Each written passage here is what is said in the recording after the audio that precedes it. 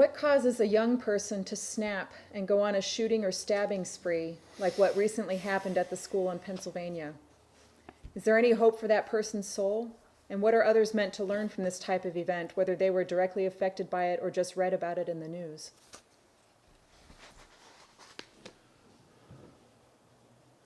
Again, this is another one of those questions that absolutely has no, how do I say it? Do you really think that a person watching a television report or reading a newspaper, do you really think that person is concerned for the soul of the one who did the heinous act?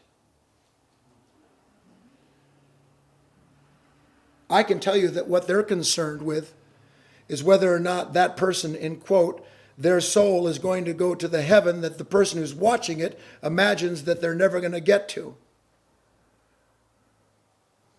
You want to know the nature of the evil that you see? Wake up.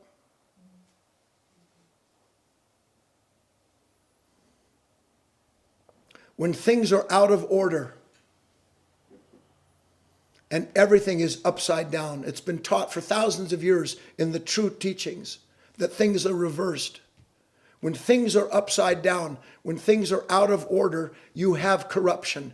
The definition of corruption is when things are out of order.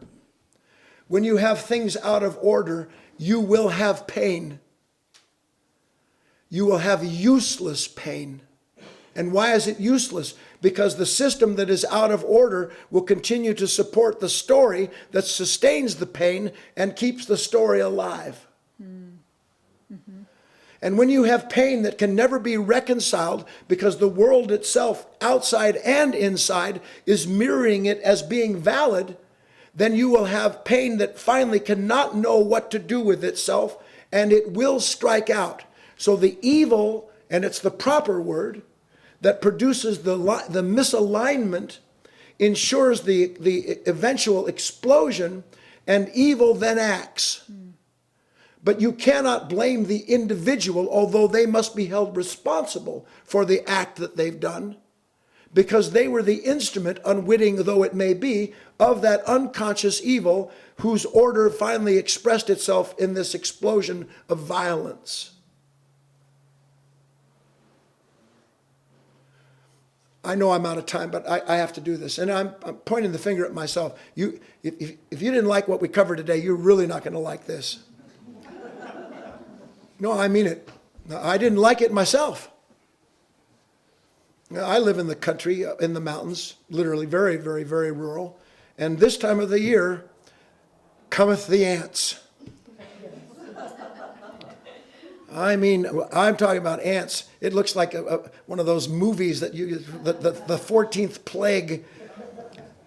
And so over the years, I have become very diligent in watching for their movement, because when they're coming towards the house, I know what's happening.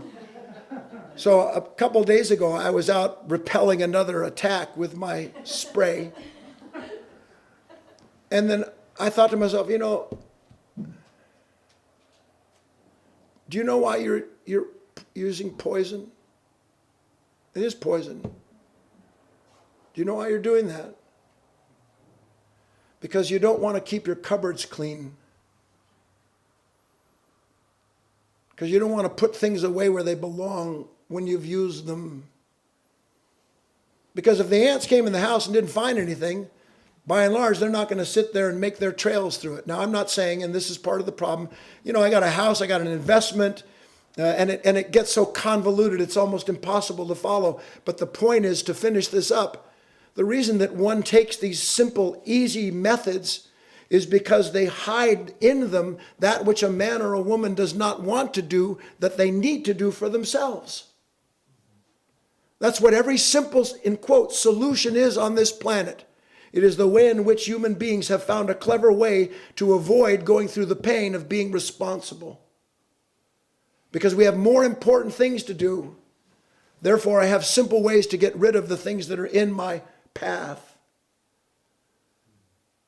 And I can't tell you how valuable it is to see where inside of yourself you have been co-opted. Something has come in and borrowed your mind, your heart, and given you every possible way in which to proceed so that you never have to meet the part of you that always takes the easy way.